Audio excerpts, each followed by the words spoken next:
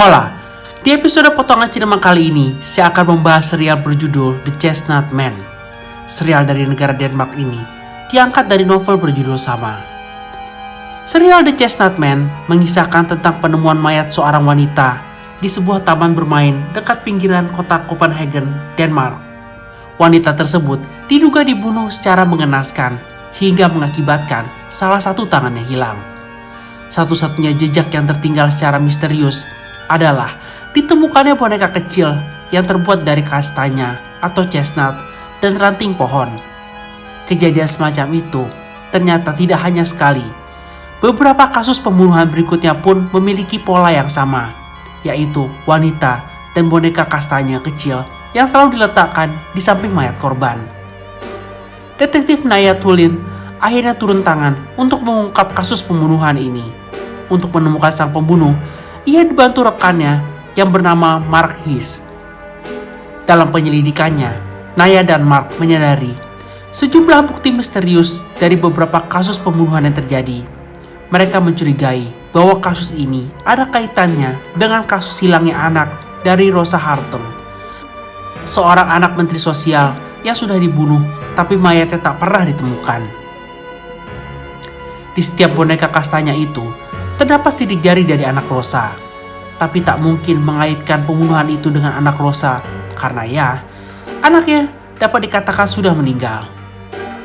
Penyelidikan mereka lumayan rumit, soalnya pembunuhnya itu sangat pintar. Bahkan pembunuh itu berhasil bikin orang lain yang jadi tersangkanya dan membuat kasus pembunuhan berantai itu hampir ditutup. Untung saja, kedua detektif itu menyadari ada hal yang salah dan mereka akhirnya berhasil menangkap pembunuh yang sebenarnya. Sampai menjelang serial ini berakhir, kita tak akan bisa menebak siapa penjahatnya dan juga apa motifnya. Tapi begitu terungkap siapa penjahatnya, maka adegan pertama kali di episode 1 itu ternyata sangat penting untuk disimak.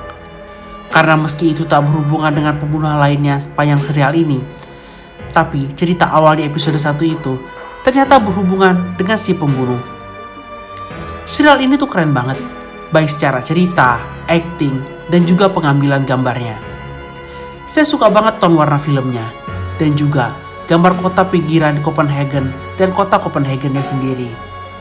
Saya kayaknya baru kali ini deh melihat gambar kota di Eropa itu. Di episode terakhir, saat kita sudah tahu siapa pembunuhnya, ketegangan makin meningkat. Kita dibuat penasaran, apakah akan ada korban lagi dari si pembunuh itu? Dan setelah kita tahu siapa pelakunya, segala yang menjadi pertanyaan, kok bisa pembunuhnya melakukan hal ini, melakukan hal itu, jadi terjawab. Serial The Chestnut Man bisa kamu tonton di Netflix. Jangan di skip-skip ya nontonnya. Soalnya, serial 6 episode ini enak banget ditontonnya. Keseruannya makin meningkat dari episode 1 sampai ke 6. Ya puncaknya pasti di episode 6 sih. Demikian potongan sinema kali ini. Jika kamu menyukai channel ini, tolong bantu subscribe, share video ini ke teman-temanmu, berikan like, komentar, dan jangan lupa untuk menyalakan tombol notifikasinya. Sampai berjumpa di episode potongan sinema lainnya. Semoga bahagiamu dimudahkan hari ini. Sampai jumpa. Bye.